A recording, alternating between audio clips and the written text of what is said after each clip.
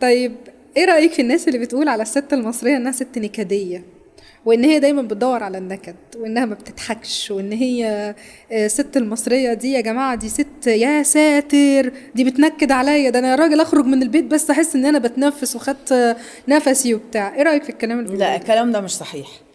الكلام ده مش صحيح. وبعدين ايه، ساعات بيبقى الراجل هو عارف انه غلطان كويس، اه. فهو بيداري على غلطه ده بان هو انت كل شويه تنكدي عليه، هو يا بتقول له كلام هو عارف مش ان دي عايز اسمعه. حقيقه هو مش عايز يسمعه. يعني بقول احيانا برضو، لان انا مش بتكلم بشكل عام اه او طبعا. بشكل مطلق يعني.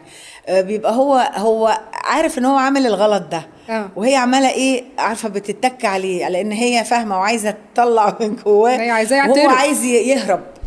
عايز يهرب، فيهرب بايه؟ هو انت نكديه، وانت كل شويه تقعدي تقولي لي كذا، وانت فده بالنسبه للراجل. اه بالنسبه للولاد هي عايزاهم احلى حاجه، طبعا. فلازم تبقى شديده معاهم وقت ما المفروض تبقى شديده. طبعا. فما فيش حاجه اسمها ماما اصلا يعني. والاب دايما غالبا بيبقى بره البيت في شغله، بيكافح بيعمل، فمش قاعد لتربيه ولاده قد الست. ده حتى لو الست بتشتغل بتبقى هي برضو مسؤوله عن تربيه ولادها. صح. يعني ساعات يجي الاب في لحظه يقول لها لا، سيبي لي شغلك وتنبهي مثلا لتربيه الولاد. بتشتغل ما بتشتغلش، هي مسؤوله عن تربيه ولادها. فبالتالي هي اللي ايه، يعني الاب بيجي شويه ويقعد بقى يحن ما مش عارفه ايه، ويتكلم مع الولاد شويه كويس بتاع، فخلاص بابا ده لذيذ، اه ده بابا ما ده بيعملش الامور، حاجه. وساعات بيبقى هو البعبع، انا هقول لبابا اول ما تيجوا. مثلا ما لسه هجيلك، يعني بيبقى اشكال مختلفه. اه. فتيجي هي بقى اللي ايه، لا بتقول له انت هتقعد لا لازم تشد شويه عليه اه. بتاع. اه. فبالتالي امه دلوقتي بعبع بس هي الام كويس. عادة بتسخن الاب.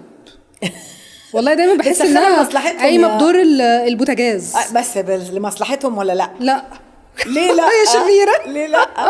وعشان كده انا بقول لك يعني، عشان كده لما بتقولي لي على دور الام، بقول لك في امهات مختلفه كتير، يعني انواع كتير. حتى لو في ست نكديه مثلا، مش كلهم، ولا ست فرفوشه طول الوقت ومش دريانه باي حاجه. ما انا برضو ما بقاش ايه، ولا نكديه قوي ولا فرفوشه قوي لدرجه ان انا مش واخده بالي من حاجه وعايشه حياتي.